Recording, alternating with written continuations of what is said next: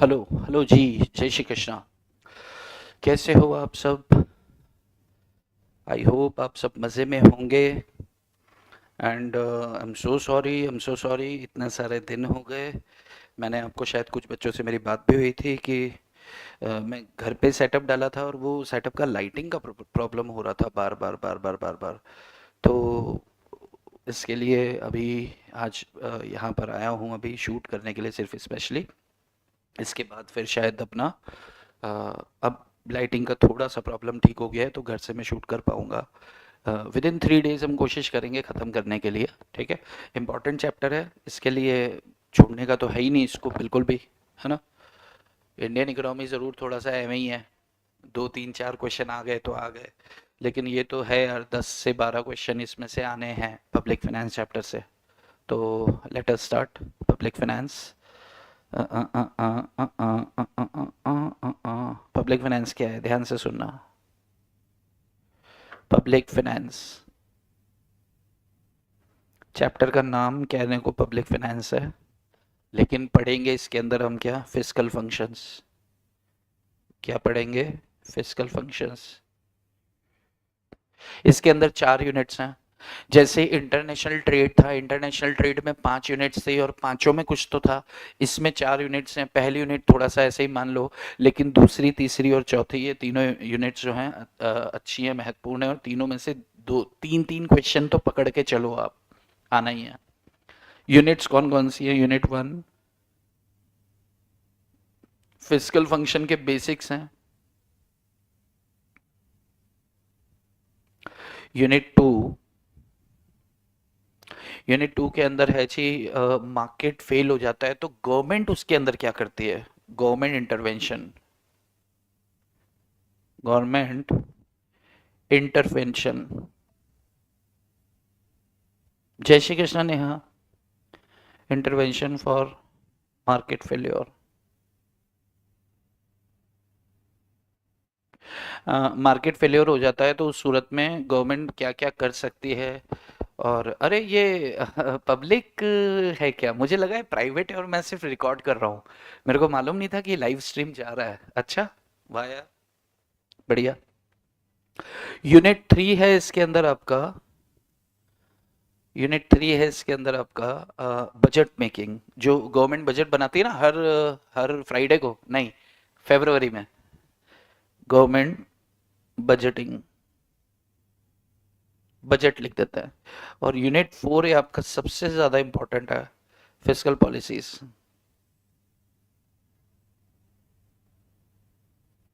Fiscal policies, fiscal policies मतलब क्या क्या क्या क्या फिस्कल पॉलिसी जो है गवर्नमेंट बनाती है जिससे हमें अच्छा, एक्चुअली इस चैप्टर में है क्या, बड़े ध्यान से सुनना।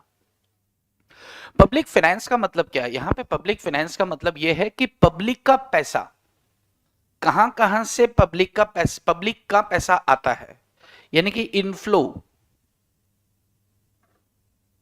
For public, inflow for public from various sources. Public के लिए पैसा आता है, कहां से आता है? गवर्नमेंट के पास सबसे बड़ा होता है आपका रेवेन्यू, जो जनरेट करती है गवर्नमेंट, टैक्स। लोग कमाते हैं, मान लो मेरी आमदनी 1 लाख रुपए महीना है तो सरकार कहती है 30% हमको दे दो, 30 लाख रुपए, सॉरी, 1 लाख पे 30 लाख, 30,000 रुपए गवर्नमेंट क्या करेगी मुझसे? सोहम, जय श्री राम, जय श्री कृष्णा। अरे यार मुझे पता है, मुझे लगा मैं प्राइवेट में वो कर रहा हूँ, रिकॉर्ड कर रहा हूँ, बट ये पब्लिक हो गया। नहीं तो मैं, अगर पब्लिक पहले से पता होता तो मैं मैसेज डाल देता ग्रुप पे, और अब डालूंगा तो फिर बच्चे चिड़चिड़ाएंगे, गुस्सा करेंगे कि भाई आप जो है इतना वैसे कर रहे हो, मेरे को मालूम ही नहीं था। चलो, तो inflow from public, inflow from public जैसे 30,000, 1 लाख रुपए पे 30,000 रुपए तो सरकार मेरे 30,000 काट के अपने पास रख लेगी। ठीक है। और मेरे जैसे 1 लाख लोगों से अगर वो 30,000 लेगी तो 30,000 लाख रुपए हो जाएंगे सरकार के पास। यानी कि कितना हो गया? 1 करोड़, 300 करोड़ रुपए। तो 300 करोड़ रुपए सरकार के पास आ गया, कहां से? टैक्स से, ये टैक्स का पैसा सरकार के पास आया है, तो सरकार के पास इनफ्लो हुआ है, किसके लिए हुआ है? पब्लिक के लिए। क्यों? क्योंकि पब्लिक पर ये पैसे को खर्च किया जाना है, रोड्स बनाए जाने हैं, यानी कि आउटफ्लो फॉर पब्लिक किया जाता है।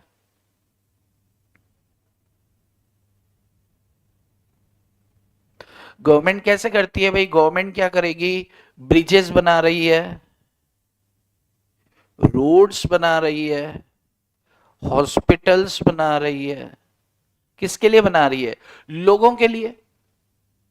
ये सब बनाती है सरकार, क्यों करना चाहती है? सोशल वेलफेयर या पब्लिक वेलफेयर के लिए। तो आप ना मोटे तौर पे इस चीज को समझो कि गवर्नमेंट क्या चाहती है। गवर्नमेंट सिर्फ ये चाहती है कि यार हम क्या करें कि नहीं, ये चैप्टर क्या चाहता है? गवर्नमेंट को छोड़ो, ये चैप्टर ये चाहता है, आपको ये बताना चाहता है कि भाई पब्लिक फाइनेंस का मतलब आप ये लोन वोन से मत समझो कि पब्लिक को लोन, नहीं नहीं, वो भी होता है, लेकिन इंपॉर्टेंट चीज यहाँ पे क्या समझाना चाह रहा है चैप्टर की भाई साहब, पब्लिक फाइनेंस का मतलब है पब्लिक के लिए पैसा सरकार कहां से जुगाड़ करती है और पब्लिक पर कहां कहां ये एक्सपेंडिचर करती है।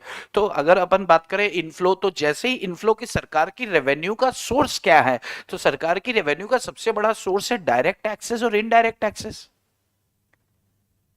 1 लाख रुपए की अगर मेरी आमदनी है तो 30 रुपए, यानी कि 30% तो मेरे से सरकार 30,000 रुपए तो क्या ले लेगी? डायरेक्ट टैक्स ले लेगी। अब मेरे पास बचा 70,000, उस 70,000 रुपए में से मैं 50,000 खर्च कर दूंगा कुछ सामान खरीदने के लिए बाजार से, और जैसे ही मैं सामान खरीदने जाऊंगा तो 50,000 रुपए का 18% जीएसटी पे करके सामान घर लाऊंगा, यानी कि 9,000 रुपए मैंने और सरकार को पे कर दिया, यानी कि सरकार ने मेरे से डायरेक्टली और इनडायरेक्टली 40,000 रुपए ले लिए। सरकार के पास क्या आ रहा है? रेवेन्यू जनरेट हो रहा है।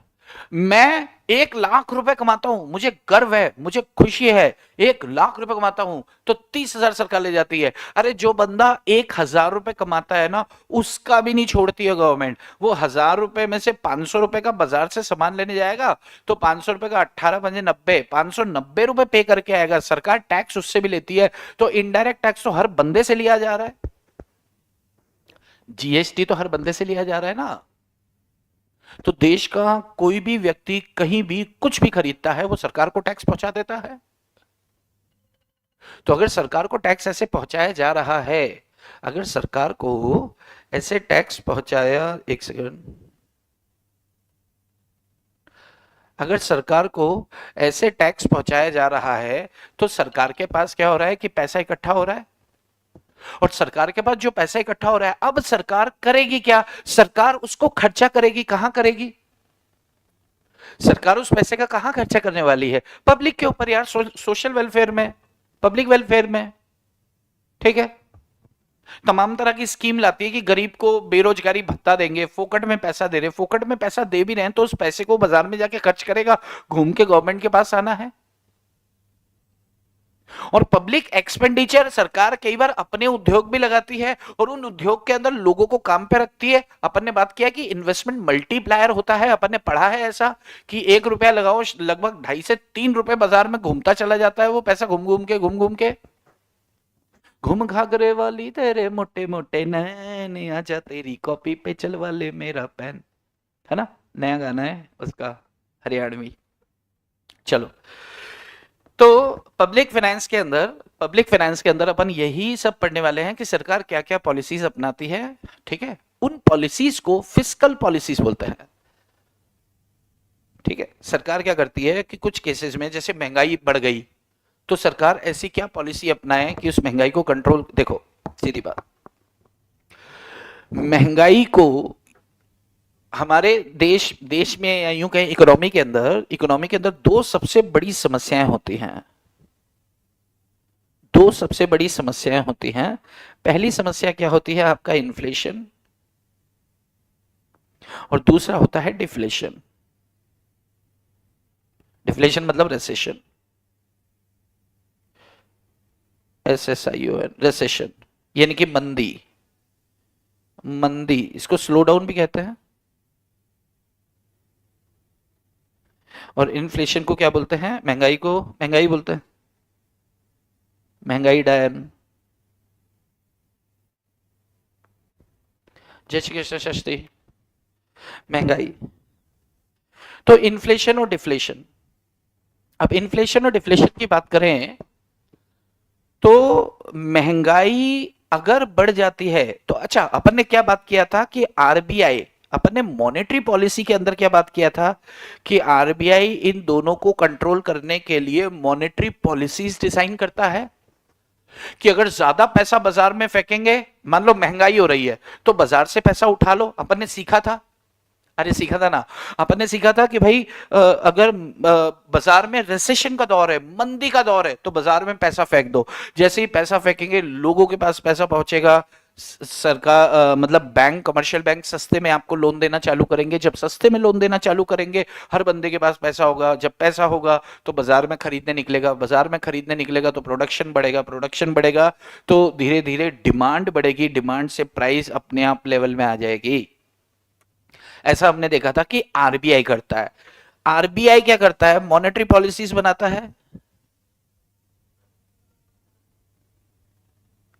किसके लिए, टू कंट्रोल इन्फ्लेशन या डिफ्लेशन, या यूं कहें स्टेबिलिटी ऑफ प्राइस के लिए, कि प्राइस में स्टेबिलिटी आए, थोड़ी इकोनॉमी में स्टेबिलिटी आए। इकोनॉमी और प्राइस में क्या आना चाहिए, स्टेबिलिटी आना चाहिए, ठीक है। ठीक ऐसे ही हमारी गवर्नमेंट भी, गवर्नमेंट का कौन सा डिपार्टमेंट, फाइनेंस डिपार्टमेंट यार, फाइनेंस वालों को ये अक्कल होती है, मानव संसाधन वाले को थोड़ी अक्कल होगी, मानव संसाधन वाला तो ह्यूमन रिसोर्स वाला तो ह्यूमन रिसोर्स की बात करेगा सिर्फ, लेकिन जो फाइनेंशियल टर्म्स में देखा जाएगा कि पैसों का उतार चढ़ाव, तो फाइनेंस डिपार्टमेंट, तो गवर्नमेंट का फाइनेंस डिपार्टमेंट भी अच्छा, आरबीआई का काम मॉनेटरी संभालने का है तो मॉनेटरी पॉलिसीज, ऐसे ही सरकार अगर क्या करती है, पब्लिक फाइनेंस से संबंधित कुछ पॉलिसीज ड्रॉ करके ये इन्फ्लेशन और डिफ्लेशन को कंट्रोल करने की कोशिश करती है, इन्हें कहते हैं अपन फिस्कल पॉलिसीज। इनको क्या बोल देते हैं अपन, फिस्कल पॉलिसीज बोल देते हैं, ठीक है।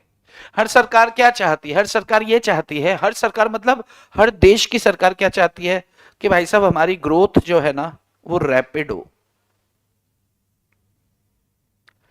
रैपिड ग्रोथ होनी चाहिए, यानी कि ग्रोथ बहुत अच्छी होनी चाहिए हमारी, बहुत बढ़िया। रीजनल एंड रूरल, रूरल तो रीजनल ही हो गया ना, अर्बन, यानी कि इक्वालिटी लेकर आया जाए, यानी कि क्या करें इसको, क्या बोलते हैं, ग्रोथ या इक्वालिटी, यानी कि शहरी और ग्रामीण क्षेत्रों का दोनों का विकास हो, डेवलपमेंट हो।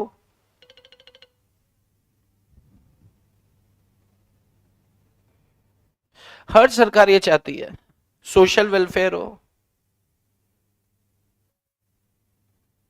गरीबों को वो सारी सुविधाएं मिले जो रईसों को मिलती है, क्योंकि उनके पास पैसा नहीं है, तो पैसे नहीं है इस वजह से वो अपना इलाज भी नहीं करा पा रहे हैं। ऐसा नहीं होना चाहिए, सरकारी हॉस्पिटल खोलो जो सर्व सुविधाओं से युक्त हो, मैं मुक्त बोलने वाला था, सभी सुविधाओं से युक्त अगर कुछ है तो ऐसा करके, सर आज भी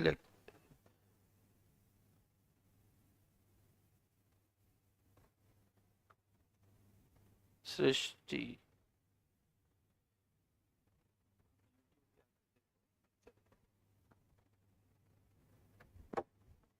ठीक है। तो अच्छा, एक्सचेंज रेट, एक्सचेंज रेट जो है इसके अंदर स्टेबिलिटी है, यानी कि सरकार सिर्फ हम लोगों के लिए सोच रही है कि यार ये बंदा पैसों को लेकर परेशान ना हो, ऐसा ना हो कि अमीर गरीब का जो है भेद आए, मतलब common distribution of wealth and income हो, अनएम्प्लॉयमेंट को समाप्त किया जा सके, रैपिड इकोनॉमिकली ग्रोथ हो, डेवलपमेंट हो ग्रामीण क्षेत्रों का भी, ये सब का अच्छा करेंगे। ये सब करने के लिए क्या चाहिए, एक्सपेंसेस, तो इन एक्सपेंसेस को क्या बोलते हैं, पब्लिक एक्सपेंडिचर। अब पब्लिक एक्सपेंडिचर करने के लिए आपको क्या चाहिए? पब्लिक रेवेन्यू चाहिए। और ये पब्लिक रेवेन्यू का सबसे बड़ा सोर्स क्या है? सबसे बड़ा सोर्स आपके क्या है? टैक्सेस। आइदर डायरेक्ट टैक्स और indirect tax. Either direct tax और इनडायरेक्ट टैक्स। सीन समझ में आ रहा है? अच्छा, अगर आप लोग बने हुए हैं तो आप मुझे बस इतना सा बता दो कि इतनी बात समझ में आ रही है कि आपको? ठीक है। तो ये जो बजटरी पॉलिसी, मतलब ये क्या है कि सरकार क्या करती है कि हमारे पास से मान लो कि 1 लाख करोड़ रुपया है और हमें किस किस एरिया के अंदर काम करना है, तो किस area A, area B, area C, area D, जिस एरिया में जितना पैसा अलोकेट करना है सरकार क्या करेगी? अकॉर्डिंगली पैसा अलोकेट करती चली जाएगी। और जिस डॉक्यूमेंट पर ये अलोकेशन दिखाया जाता है उसी को हम बजट बोलते हैं, जो फरवरी में आता है। उसी को हम बजट बोलते हैं जो फरवरी में आया करता है। बराबर? ओके।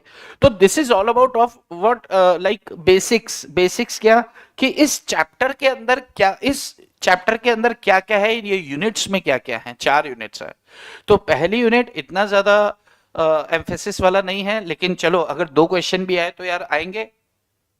लेकिन दूसरी, तीसरी और चौथी यूनिट जो है ना, एक जो मैंने यहाँ पे नाम आपको लिखवाए हैं, लाइक ये, अरे नाम कहाँ गए ये, दूसरी like government intervention, government budget, budget कैसे बनता है, और तीसरा फिजिकल पॉलिसीज। ठीक है। हम लोग स्टार्ट करने वाले हैं इसके सबसे महत्वपूर्ण पार्ट फिजिकल पॉलिसी से, जो बहुत ही आसान है। दो दो सेशन में अपन इसको खत्म करेंगे। अच्छा, 3 दिन के अंदर मैं आपको पूरे लेक्चर्स दे दूंगा, विद इन 3 डेज। अब स्टार्ट कर दिया है तो कैसे भी करके आपको मैं फ्री कर दूंगा विद इन 3 डेज। ठीक है। बाकी वो इंडियन इकोनॉमी आप पढ़ते रहना है, हिस्ट्री है वो पूरी, उसको सिर्फ उसको पढ़ने का सबसे अच्छा वो बताऊं ना, आप क्या करना कि उसके पीछे एक समरी के 2-3 पेजेस है ना, बस वो समरी गो थ्रू कर लो। और क्योंकि वो हिस्ट्री है उसमें समझने का कुछ नहीं, आपको चीजें और डाटा याद करना है उसमें, तो आप वो समरी वाला पोर्शन पढ़ें और उसको करें। कोई दिक्कत आती है मैं हूं, अगर आप चाहोगे तो उसका भी सेशन मिल जाएगा। बट ये 3 दिन में पब्लिक फाइनेंस की बात कर रहा हूं, जो आपका वेटेज वाला चैप्टर है। चलिए, अब मैं आता हूँ फिस्कल पॉलिसी, पब्लिक फाइनेंस पर। तो ये पब्लिक फाइनेंस देखिए, आपको मैं थोड़ा सा समय दे रहा हूं, आप इसको लिख लीजिए।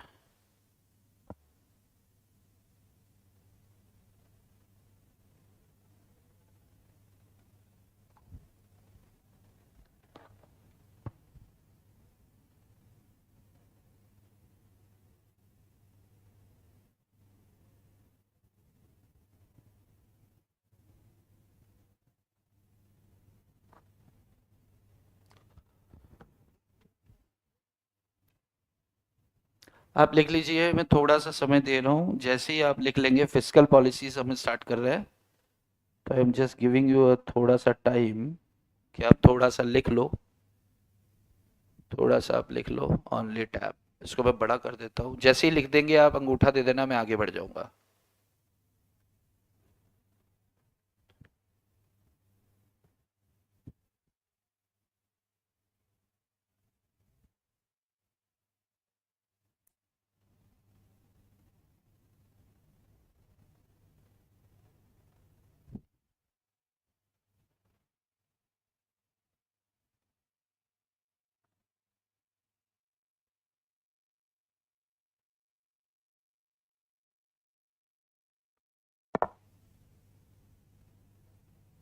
घूम घाघरे वाली तेरे मोटे मोटे नैन, नाचा तेरी कॉपी में।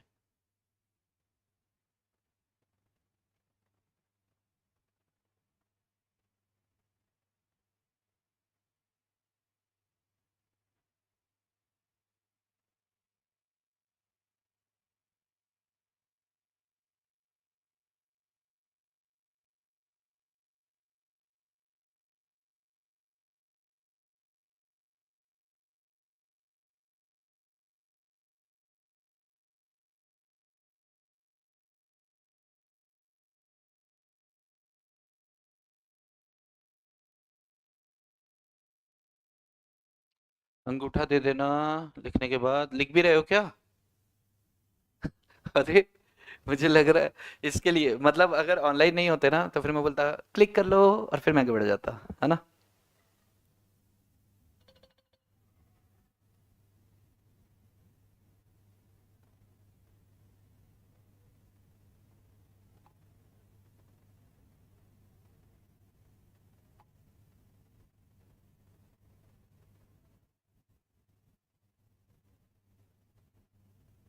Okay,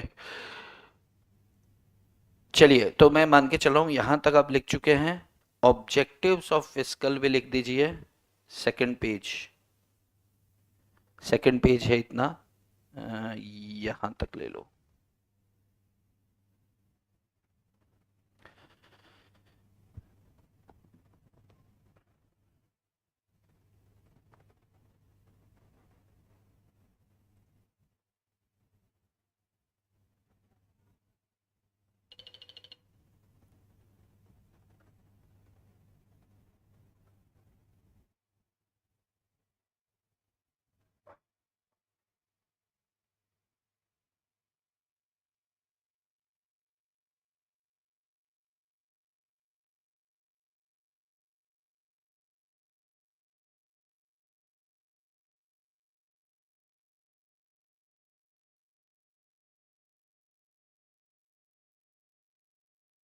done, okay, good.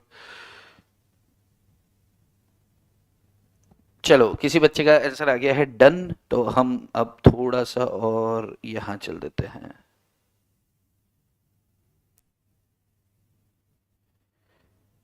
ये लिख लीजिए आप।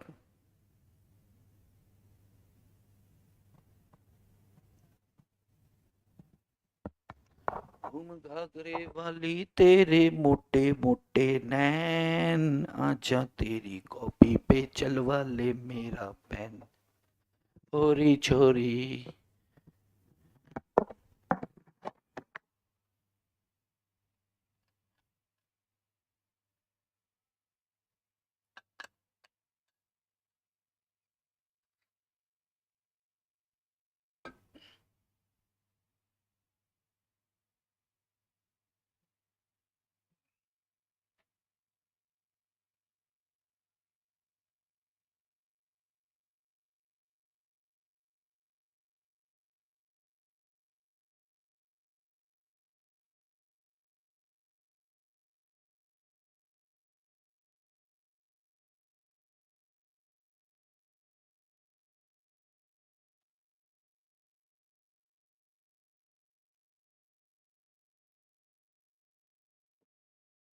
हाँ जनता क्या बोल रही है, हो चुका क्या?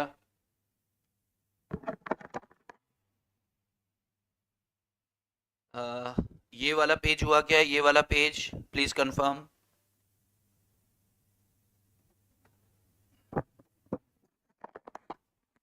हेलो।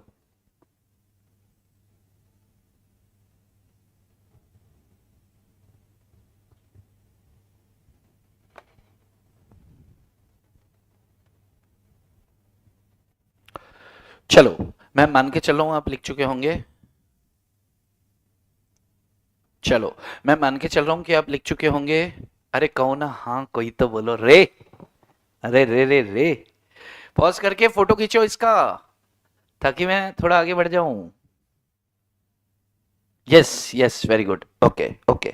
चलो अब ये नीचे का मैं आपको बाद में डिस्कस करता हूँ। देखो हम स्टार्ट कर रहे हैं, हम लोग स्टार्ट कर चुके हैं एक चैप्टर पब्लिक फाइनेंस का, यूनिट 4 से हम स्टार्ट कर रहे हैं। क्यों कर रहे हैं इसको? क्योंकि मुझे व्यक्तिगत ऐसा लगता है कि इस पे से क्वेश्चन ज्यादा है, हो सकता है इंस्टीट्यूट मेरी बेइज्जती कर दे, वो बोले नहीं हम चैप्टर 3 से ज्यादा हम वो भी अच्छे से करेंगे। इंस्टीट्यूट बोलेगी नहीं हम चैप्टर 2 से ज्यादा साला हम उसको भी बहुत अच्छे से करेंगे। इंस्टीट्यूट बोलेगी 1 नहीं बोलेगी, लेकिन अगर बोलती है हम उसको भी बहुत अच्छे से करेंगे।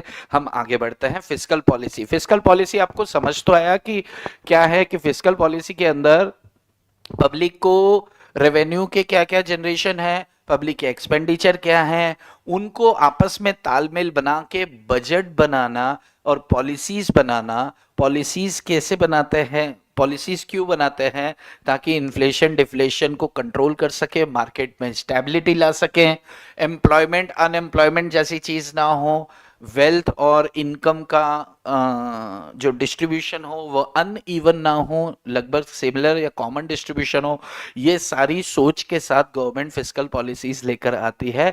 तो ध्यान रहे कि इन्फ्लेशन डिफ्लेशन यानी कि मार्केट के उतार और चढ़ाव को रोकने के लिए, कंट्रोल करने के लिए आरबीआई करती है काम। आरबीआई जब काम करती है, हेलो सर जी, हेलो जी हार्दिक, आरबीआई काम करती है तो अपन उसको मॉनेटरी पॉलिसी बोल देते हैं, और गवर्नमेंट ऑफ इंडिया काम करेगी वही उसको संभालने के लिए पॉलिसीज ड्राफ्ट करेंगी तो उसे अपन फिस्कल पॉलिसीज बोल देते हैं। इतना सा बस डिफरेंस है।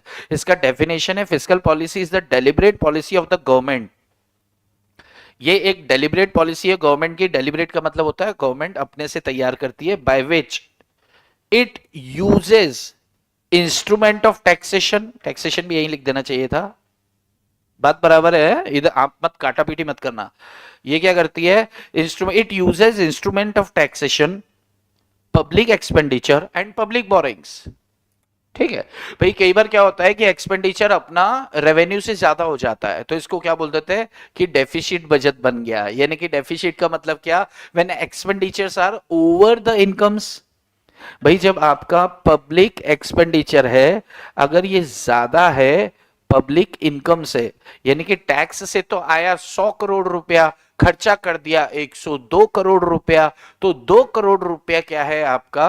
डेफिशिट है। क्या डेफिशिट है? फिस्कल डेफिशिट है।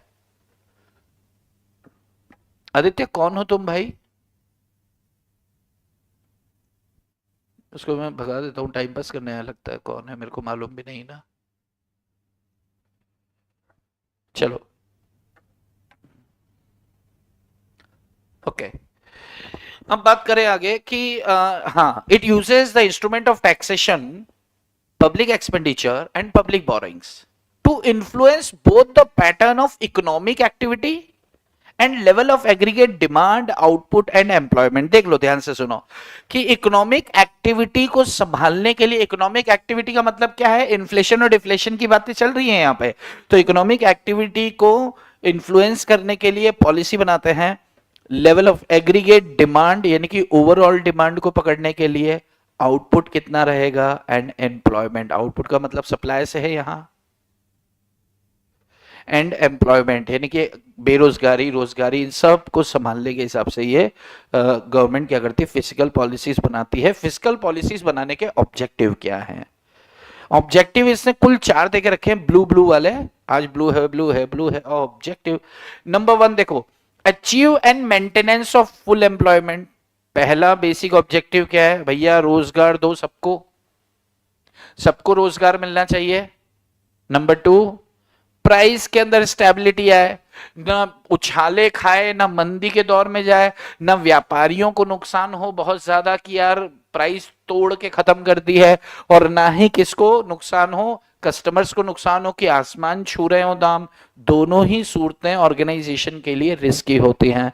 तीसरा, equitable distribution of wealth and income, यानी कि वेल्थ और इनकम का इक्विटेबल यानी कि समान वितरण हो, सभी देश के सभी अमीर गरीब एक ही नल के नीचे पानी पी लें, कहने का मतलब ये है यहाँ पे।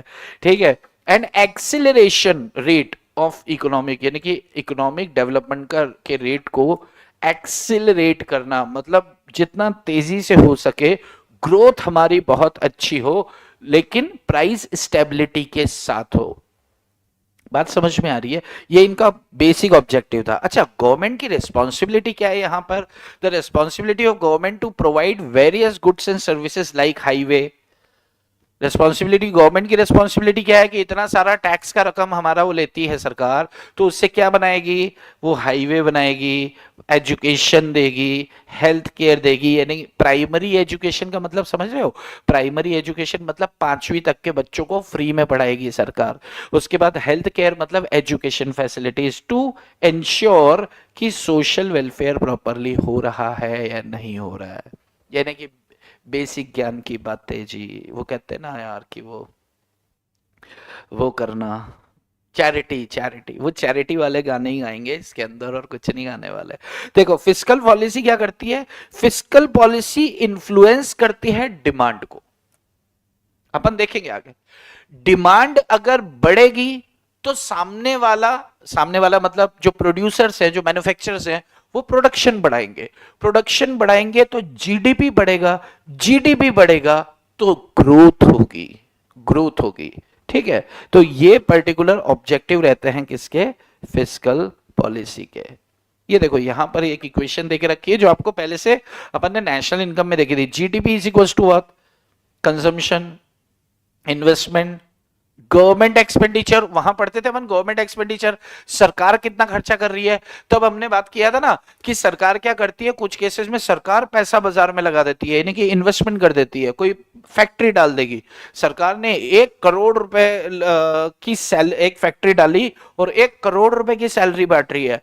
तो सैलरी 1 करोड़ रुपए की जब बांट रही है तो जनता के पास पैसा पहुंच रहा है, पैसा पहुंच रहा है तो उसमें से 60-70 लाख रुपए वो खर्च कर देते हैं, 60-70%, 30% सेविंग, वो 70 लाख फिर घूमता है। Money multiplier, money multiplier, money multiplier में अपन ने देखा था कि सरकार ने पैसा लगाया तो 3 बार घूमेगा, 4 बार घूमेगा, तो वो चीज। तब हमने गवर्नमेंट एक्सपेंडिचर की बात की। एनएक्स का मतलब नेट एक्सपोर्ट, नेट एक्सपोर्ट क्या था आपका, एक्सपोर्ट माइनस इंपोर्ट था,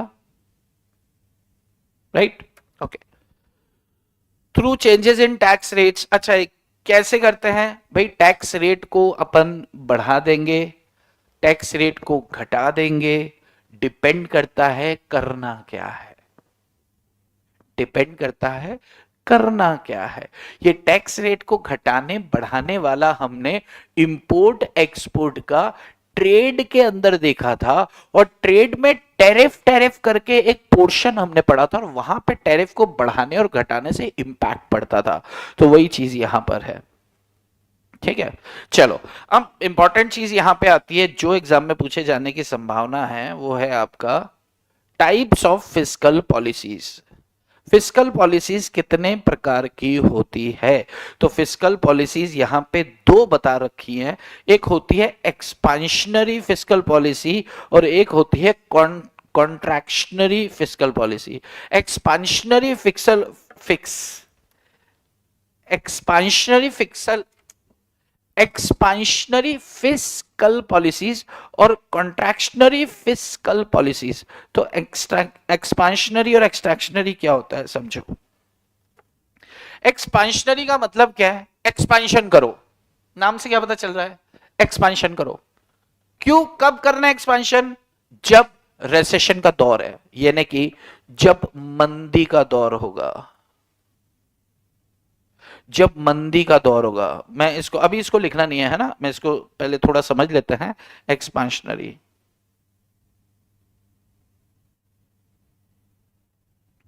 मुझे एक बात बताओ कि जब मंदी का दौर है, मंदी का दौर है तो क्या करेगी सरकार,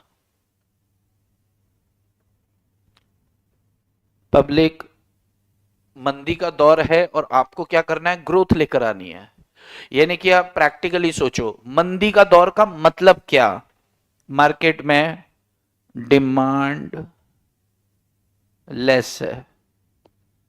मेरी ऑर्गेनाइजेशन है, मेरी एक कंपनी है, एक फैक्ट्री है, मेरी फैक्ट्री में 1000 लोग काम करते थे और हम 10,000 यूनिट्स बनाते थे। ये मेरी 100% कैपेसिटी है। ठीक है, हर महीने 10,000 यूनिट हम बनाते थे, 1000 लोग हमारे एम्प्लॉइज थे। मार्केट में मंदी का दौर आया, यानी कि लोगों के पास पैसा ही नहीं है, पैसा ही नहीं है, तो अभी हमारी 10,000 यूनिट नहीं बिकती हैं आजकल, 3-4 हजार बिक जाए तो बहुत है। तो हमने क्या किया, अपनी कैपेसिटी 50% कर दी, यानी कि अब हम सिर्फ 5,000 यूनिट्स ही बनाते हैं। जब हमारे माल की डिमांड ही गिर गई है किसी कारण से, किसी कारण से नहीं, मार्केट गिर गया है इसलिए, तो लोगों के पास पैसा ही नहीं है तो कहां से खरीदेंगे।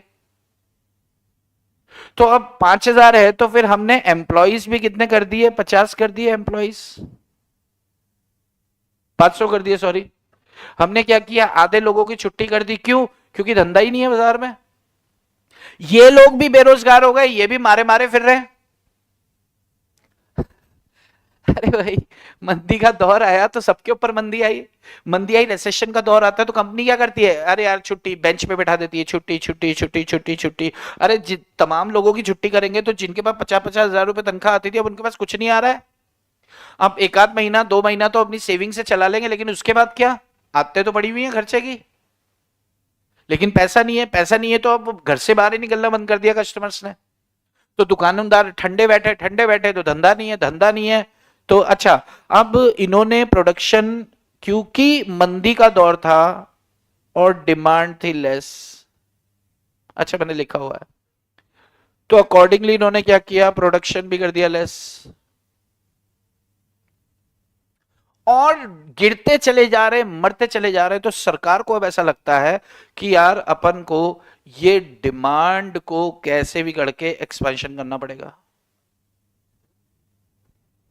सरकार पैसा फेंकती है बाजार में, सरकार क्या करेगी, पब्लिक एक्सपेंडिचर करेगी। सरकार क्या करेगी, पब्लिक एक्सपेंडिचर करेगी। या तो फैक्ट्री बनाएगी, एक प्रोडक्शन स्टार्ट करेगी और एम्प्लॉयमेंट देगी लोगों को, या फिर क्या करेगी, परचेज कॉन्ट्रैक्ट कर लेगी। सरकार हमारे पास आई, क्यों रे तुमने इतने सारे लोगों को निकाल दिया यार। अरे सरकार, माल ही नहीं, डिमांड ही नहीं है, लोगों के पास पैसे ही नहीं है। तो सरकार ने बोला एक काम करो, इनको काम पे तो रखो। अरे पैसे कहां से, अरे यार तुम्हारी कितनी कैपेसिटी थी कि सर 10,000 थी, कितना बना रहे हो, 5,000। एक काम करो, 5,000 यूनिट हम खरीदेंगे तुमसे। परचेज एग्रीमेंट कर लिया सरकार ने, और सरकार इस माल को क्या करेगी, एक्सपोर्ट कर देगी कुछ समय, 1 महीना 2 महीना। अगर इस तरीके से सरकार खर्चे करने लग जाती है, यानी कि एड दे देती है कि यार चलो ठीक है, तुम तो, तुम्हारा माल हम खरीद लेंगे, तुम एक काम करो, इनको नौकरी पे वापस रखो। लोगों को जब नौकरी पे वापस रखा तो लोगों के पास पैसा आया, पैसा आया तो खर्च करने निकले, खर्च करने निकले तो अर्थव्यवस्था धीरे धीरे ऊपर आ गई। तो सरकार तमाम तरह की पॉलिसीज लगा देती है। अच्छा, अब सरकार इसमें क्या क्या कर सकती है, समझना, ध्यान से सुनना। आपकी सैलरी है 10,000, सरकार उस पर 30% ले लेती है टैक्स। ये उदाहरण है, टैक्स रेट अलग अलग हो सकती है, ठीक है, डायरेक्ट इनडायरेक्ट मिलाकर बोल रहा हूं मैं। 30% यानी कि 3,000 सरकार ने टैक्स दे दिया। आपकी जेब में कितना बचा, 7,000 रुपए बचा खर्च करने के लिए। सरकार चाहे तो ऐसा कर सकती है कि 10,000 रुपए पर सरकार ने बोला हम सिर्फ 5% टैक्स लेंगे। कितना लेंगे, 5%। आने वाले 6 महीने तक 5% टैक्स लेंगे। 5% टैक्स लिया तो 500 रुपए का टैक्स लगा। आपकी जेब में कितना पैसा बचा, 9,500, यानी कि 2,500 रुपए आपकी जेब में ज्यादा बच गया खर्च करने के लिए। तो खुजली चालू हो जाएगी कि चलो यार आज कुछ तूफानी करते हैं।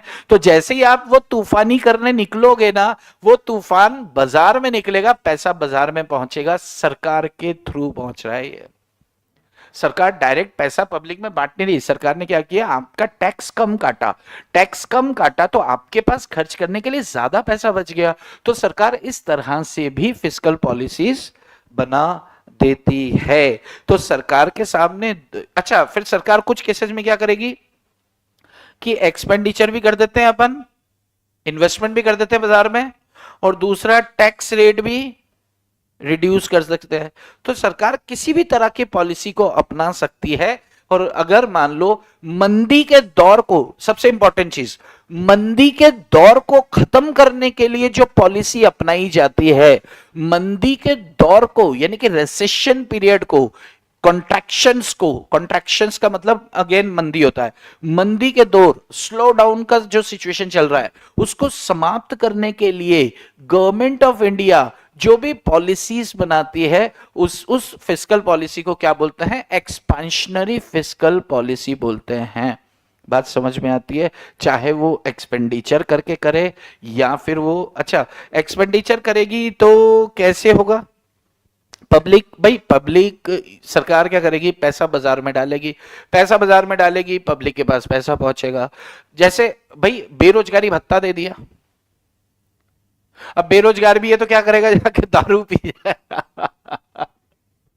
दारू वाले के पास सारा पैसा जाएगा बिजनेसमैन के पास, वो सामान दूसरा खरीदेगा, तो जो भी सामान डायरेक्टली और इनडायरेक्टली पैसा बाजार में फ्लो होगा, जब पैसा फ्लो होगा तो डिमांड बढ़ेगी, और डिमांड अगर बढ़ गई तो फिर क्या होगा, आपकी रिसेशन से निकलकर आपका जो प्राइस स्टेबिलिटी की साइड जाएगा। और अच्छा आप प्रैक्टिकली सोचो यार, डिमांड गिरी पड़ी है,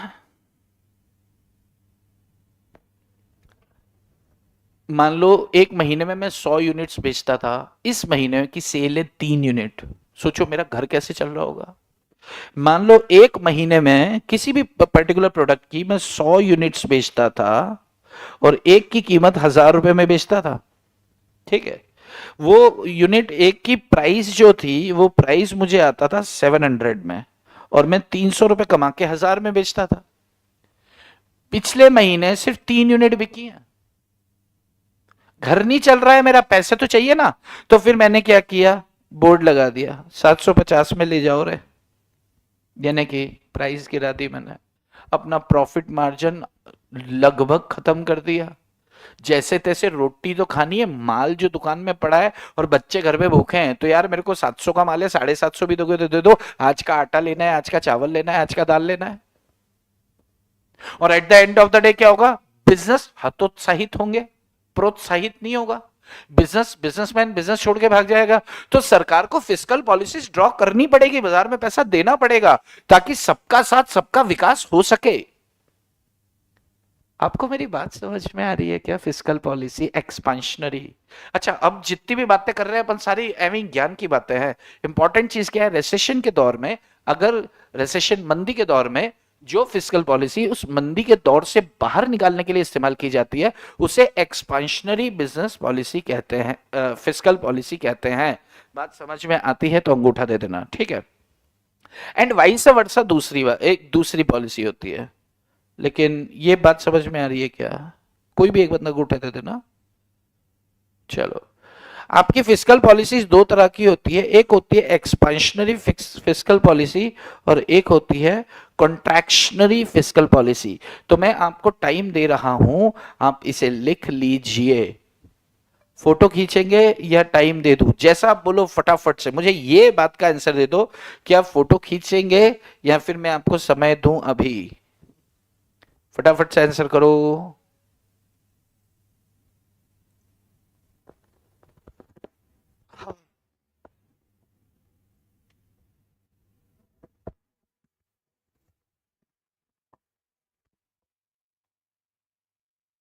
मैं इसको फुल स्क्रीन पे दे देता हूँ, और इसके बाद थोड़ी देर मेरी आवाज आएगी, मैं आपको लिखने का समय दूंगा, उसके बाद फिर जो है मैं इसको नीचे उतार दूंगा, ठीक है।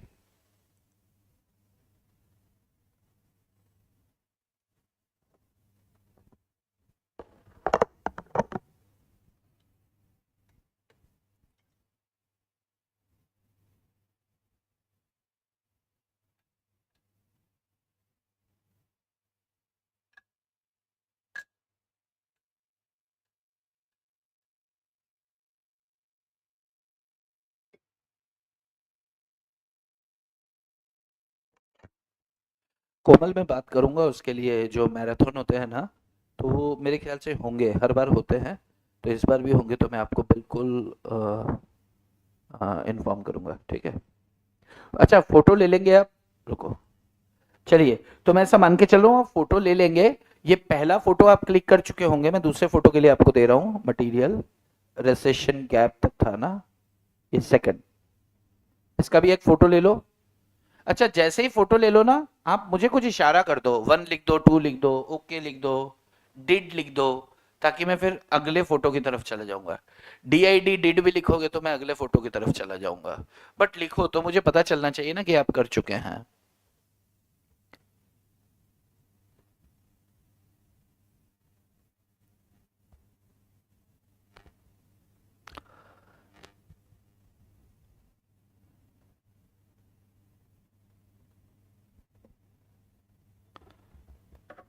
नहीं ले, आपकी बात हुई है क्या, तो ठीक है, फिर मैं आपको फोन लगाता हूँ, उसके बाद एक बार डिस्कस कर लेता हूँ, इनको भी बात कर लेता हूँ मैं, है ना।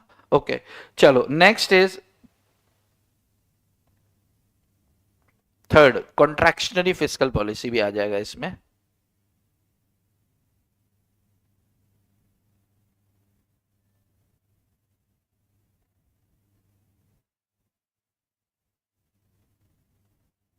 नेक्स्ट देखो,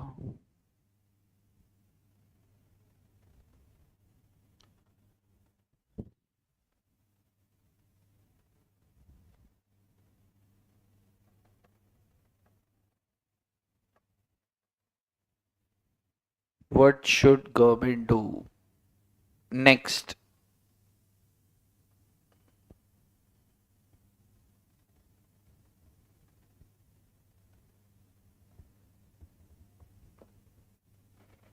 and the last one is यही था। Okay okay.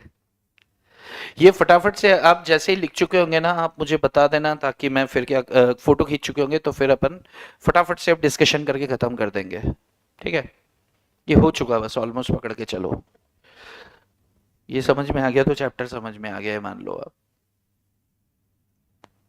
चलो, okay okay okay okay okay okay okay all the way. चलो, तो expansionary fiscal policy, expansionary fiscal policy ध्यान से देखना आप। एक्सपांशनरी फिस्कल पॉलिसी क्या है? It is used to address recession, recession या स्लो डाउन को निपटाने के लिए लाते हैं। And the problem of general unemployment, दो बड़ी प्रॉब्लम्स क्या हैं, एक रिसेशन और दूसरा अनएम्प्लॉयमेंट। इसको निपटाने के लिए एक्सपांशनरी फिस्कल पॉलिसी का इस्तेमाल किया जाता है, पहला point. Second, this is done to close recessionary gap. Recessionary gap क्या होता है कि भैया डिमांड का प्रॉब्लम जा रहा है, डिमांड कैसे बढ़ जाए, उससे वन टू वन स्टेप करके क्या है इकोनॉमी का डेवलप कर सकते हैं। तो सरकार को क्या कदम उठाने होंगे? रेसेशन गैप का इसको कॉन्स्ट्रक्शनरी गैप भी बोलते हैं। रेसेशन गैप को कॉन्स्ट्रक्शनरी गैप जो होता है, ये तब माना जाता है जब एग्रीगेट प्रोडक्शन जो है, लेवल ऑफ एग्रीगेट प्रोडक्शन जो है is less than what would be produced with full employment of resources। यानी कि आज की डेट में जो प्रोडक्शन हो रहा है हमारी 100% कैपेसिटी से कम हो रहा है। क्यों कम प्रोडक्शन हो रहा है भाई? जीडीपी बढ़ाओ यार। अरे भाई साहब, बना के रखे कहां, कोई खरीदने वाला नहीं है। तो उस सूरत ये वो सिचुएशन होती है कॉन्ट्रैक्शनरी गैप या रेसेशन गैप। ये स्थिति कब होती है? जब प्रोडक्शन आपका हो रहा है लेकिन उतना नहीं हो रहा है जितने रिसोर्सेस पे आप 100% कैपेसिटी पे बना सकते थे। रेसेशन का मतलब क्या है कि जब पूरी इकोनॉमिक एक्टिविटी गिरती है तो उसे रेसेशन बोलते हैं। डिमांड गिर जाती है, कंज्यूमर के पैसे खर्च करने की इच्छाएं खत्म हो जाती, पैसा नहीं है, डिमांड गिरेगी। अनएम्प्लॉयमेंट बढ़ जाता है। रियल जीडीपी यानी कि क्वांटिटी, रियल शब्द के साथ अपन ने जोड़ा था ना कि क्वांटिटी को लेकर चलता है, ठीक है। अब गवर्नमेंट क्या कर सकती है? तो गवर्नमेंट में cut down the tax rates. Government जितना ज्यादा टैक्स रेट को काटेगा, कम करेगा, गवर्नमेंट को रेवेन्यू का लॉस होगा। गवर्नमेंट 1,000 करोड़ का टैक्स कमाती थी, गवर्नमेंट ने बोला हमको 250 करोड़ दे दो, 750 करोड़ पब्लिक के पास ही रहने दो। ये साल तो यार मंदी का दौर है, पैसे उनके पास रहेंगे, खर्चा करेंगे बाजार में, अपने आप डिमांड बढ़ा देंगे, अपने आप प्रोडक्शन बढ़ जाएगा। Increase in government expenditure, investment करो, मजा आएगा जिंदगी का। And combination of both of the above points, ये दोनों का कॉम्बिनेशन भी कर सकता है। इस तरह की फिस्कल पॉलिसी को अपन एक्सपांशनरी फिस्कल पॉलिसी बोलते हैं। समझ में आया तो हां या एक दबाएं, नहीं समझ में आया तो दो दबाएं। आप जैसे ही एक दबाएंगे हम आगे बढ़ जाएंगे। मैं इंतजार कर रहा हूं, फटाफट आंसर करें ताकि हम आगे बढ़ जाए।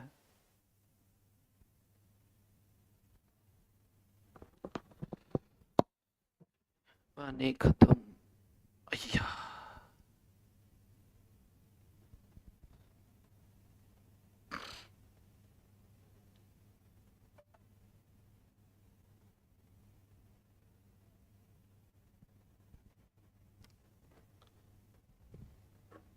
Yes good. अच्छा, अब देखो कि जो अपन ने कॉन्ट्रैक्शनरी पॉलिसी पढ़ी, सॉरी अपन ने एक्सपांशनरी पॉलिसी पढ़ी ना, तो एक्सपांशनरी पॉलिसी जो है फिस्कल पॉलिसी है, एक्सपांशनरी फिस्कल पॉलिसी भी जो है आपकी एक्सपेंशनरी फिस्कल पॉलिसी का उल्टा, रिवर्स। इसका रिवर्स क्या होता है? कॉन्ट्रैक्शनरी। कॉन्ट्रैक्शनरी का मतलब क्या है कि यार इकोनॉमी बहुत ही ज्यादा हवा में चल रही है, इसको नीचे लाओ रे। यानी कि पहले था इन्फ्लेशन, नहीं, पहले था डिफ्लेशन। डिफ्लेशन को यानी कि डिफ्लेशन, रेसेशन, मंदी, मंदी को उठाओ रे, एक्सपेंशन करो रे, तो एक्सपेंशन किया। अभी क्या है कि बहुत ज्यादा महंगाई है, आसमान छू रही है कीमतें, अरे आसमान मत छूने दो, इनको नीचे लाओ रहे, तो उसके लिए जो फिस्कल पॉलिसी होती है उसे कॉन्ट्रैक्शनरी। कॉन्ट्रैक्शनरी मतलब क्या होता है? गिराना। कॉन्ट्रैक्शनरी का मतलब क्या होता है? कम करना। तो अब इसका बिल्कुल उल्टा। अच्छा सोचो, हमने पब्लिक के पास पैसा ज्यादा, हमने पब्लिक के पास पैसा ज्यादा छोड़ा, टैक्स कम लिया। अभी पब्लिक के पास पैसा बहुत उछल रहा है, टैक्स बढ़ा दो। उसके बाद पैसा ही नहीं बचेगा खर्च करने के लिए। भाई आपके पास 1 लाख रुपए है, आपको बड़ी खुजली, ये खरीद लू, वो खरीद लू, दीवार पोत दू, लिख दू क्रांति। भाई क्रांति मत लिख, रुक। सरकार पहले 10% टैक्स लेती थी, अब सरकार ने बोला 40% टैक्स लेगी। यानी कि सरकार ने क्या किया? 30,000 रुपए अब से ज्यादा टैक्स ले लिया, कर खर्च। क्योंकि बाजार में पैसा फेंकेगा और होशियार बनेगा तो ज्यादा दाम देकर भी चीज खरीदेगा। गरीबड़े बेचारे कहां से खरीदेंगे यार? तू तो खेल कर जाएगा उनके साथ। समझ में आती है क्या? सरकार ने बाजार में पैसा इन्वेस्ट कर रखा है, सरकार अपना पैसा वापस उठा लेगी बाजार से। पैसा वापस अगर सरकार अपना बाजार से उठा लेगी, सरकार पैसा बाजार से उठा लेगी, कैसे उठाएगी? पब्लिक को बॉन्ड इशू करेगी, पब्लिक को बॉन्ड इशू करेगी, उसके बदले में पब्लिक सरकार को पैसा देगी। सरकार के पास एक बार पैसा चला गया, सरकार बोलेगी 5 साल तक वापस नहीं करने, मैंने पॉलिसी रहेगी। तो पैसा बाजार से उठ के गवर्नमेंट के पास चला गया, टैक्स आप ज्यादा आपका काटने लग गए, तो आपकी जेब में कम पैसा बचा खर्च करने के लिए। चाहे आप इन्वेस्टमेंट कर रहे हैं, चाहे आप क्या कर रहे हैं, अभी सरकार आपको अच्छी इंटरेस्ट देगी, बोलेगी हम आपको ब्याज देंगे, आपको जिंदगी का मजा आ जाएगा, इन्वेस्टमेंट करो। तो आप जैसे ही इन्वेस्टमेंट करोगे, आपका सारा पैसा उठ के सरकार के पास आ गया। 1-2% एक्स्ट्रा आपको इंटरेस्ट सरकार अपनी जेब से दे रही है, लेकिन आपने जो गंद फैला रखा था बाजार के अंदर, पैसा पैसा पैसा पैसा, और पैसे पैसे करते करते करते करते आपने क्या किया यार? माल तमाम महंगे कर दिए। अब तुम्हारी जेब में पैसा है ही नहीं, तो आप उतनी डिमांड, आपको जितनी जरूरत होगी आप उतना खरीदोगे, तो गरीब आदमी भी खरीद पाएगा। और फिर क्या होगा कि धीरे धीरे डिमांड को तोड़ेंगे, डिमांड कम होगी। जब डिमांड कम होगी तो प्रोडक्शन लेवल में कंट्रोल होगा, और वहां कंट्रोल होगा तो फिर क्या होगा? आपकी कीमतों में स्टेबिलिटी आ जाएगी, जो उद्देश्य है फिस्कल पॉलिसी का। सेम ये यहां देख लेते हैं, इसका दूसरा वाला, this is contractionary fiscal policy. देखना, ध्यान से सुनना। It is basically the opposite of expansion fiscal policy. एक, it is aimed to eliminate the inflationary gap. वो क्या था? कॉन्ट्रैक्शनरी गैप को खत्म करने के लिए था, या यूं कहें रिसेशन गैप को खत्म करने के लिए था। ऊपर वाला ये इन्फ्लेनेटरी गैप को खत्म करने के लिए है। When growth rate is extraordinary, यानी कि वही आसमान छू रही है दाम, causing inflation and asset bubble. भाई जमीनों के दाम, ओ हो, आपको मालूम है मतलब कितने करोड़ों मतलब आजकल अगर अपन सोचे कि यार एक जमीन लेकर घर बनाते हैं तो भूल जाओ, अगर ठीक ठाक लोकेशन में बनाना हो करोड़ों रुपए का घर पड़ जाता है, इतनी तो आमदनी नहीं है। और ये क्या है? बबल्स है। मैंने तुमको बेचा, तुमने उसको बेचा, मैं रुक गया, तुम रुक गए, सॉरी, तुमने आगे नहीं बेचा, तुमको लगा कि यार इतने सारे लोग इस एरिया में खरीदना चाहते हैं, क्यों ना मैं थोड़ी देर होल्ड कर लूं। होल्ड किया, आप बेचने वाले 1, खरीदने वाले 40, आपके सिर पे जमीन उनको चाहिए, आपस में उन्होंने बोलियां लगाना शुरू कर दी। आप बेचना चाह रहे थे 25 लाख में, लेकिन आप चुपचाप बैठ गए। अगले ने बोला 30 ले ले, दूसरा बोलता है 50 में दे दूंगा। रात को फोन आता है, भाई 1.5 करोड़ में मुझे दे दे, छोड़ इन सबको। आपने 25 लाख की चीज को 1.5 करोड़ में बेच दिया, अब उसकी कीमत 1.5 करोड़ रुपए हो गई। बिना बात के बबल से। लोगों के पास पैसे है ना, तो गंद फैलाने पे आतुर है, इनको ठंडा करो यार। This policy is designed to restrain the level of activity of economy during inflationary phase. ये inflationary phase में जब inflation चल रहा होता है तो उस समय इस तरह की पॉलिसी बनाई जाती है, कॉन्ट्रैक्शनरी पॉलिसी बनाई जाती है, ताकि इन्फ्लेनेटरी फेज के अंदर जो भी इकोनॉमिक एक्टिविटीज चल रही है उन्हें कंट्रोल किया जा सके कैसे भी, तो ये वो बनाई जाती है। अब गवर्नमेंट इसके लिए क्या करेगी? What government should do? increase in tax rates, decrease in spending, or withdrawal of funds, withdrawal of funds from market। withdrawal of funds तो लिखा ही नहीं मैंने, from market कुछ भी कर सकते जी, एंड कॉम्बिनेशन ऑफ बोथ। देखो वहां क्या था, डिक्रीज इन टैक्स रेट था, यह इंक्रीज है। वहां पे इंक्रीज इन गवर्नमेंट स्पेंडिंग था, यहां डिक्रीज है, और कॉम्बिनेशन तो दोनों का है। As per the above two policies, conclusion क्या निकलता है कि अगर इन्फ्लेशन है, अगर इन्फ्लेशन जैसी चीज है तो कॉन्ट्रैक्शनरी फिस्कल पॉलिसी काम में ली जाती है, और डिफ्लेशन जैसी स्थिति है तो एक्सपेंशनरी फिस्कल पॉलिसी इस्तेमाल की जाती है। क्या ये दोनों फिस्कल पॉलिसीज क्लियर हैं क्या आपको? बताओ जरा, इस पर क्वेश्चन आता है यार, आने के चांसेस है फुल समझ में आ रहा है क्या आपको बात मेरा? बोलो जी, बोलो बोलो, बोलते रहो, जिंदगी का मजा आएगा जब तुम जवाब दोगे।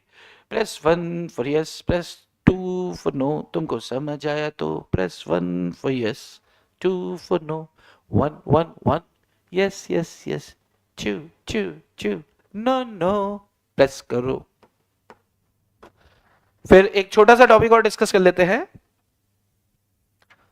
और इसके बाद फिर कल इसको खत्म कर, कल वाले सेशन जो मैं आपको पहुंचा दूंगा उसमें ये आपको खत्म मिलेगा। एक सेशन में खत्म होगा तो ठीक, अगर एक में खत्म होता है, नहीं होता है तो कल की डेट में ही मैं आपको 2 सेशंस दे दूंगा, खत्म होगा, बिना खत्म किए आगे नहीं बढ़ेंगे इसको। Okay, next is crowding out. ये क्या होता है यार, इसको समझो। क्राउडिंग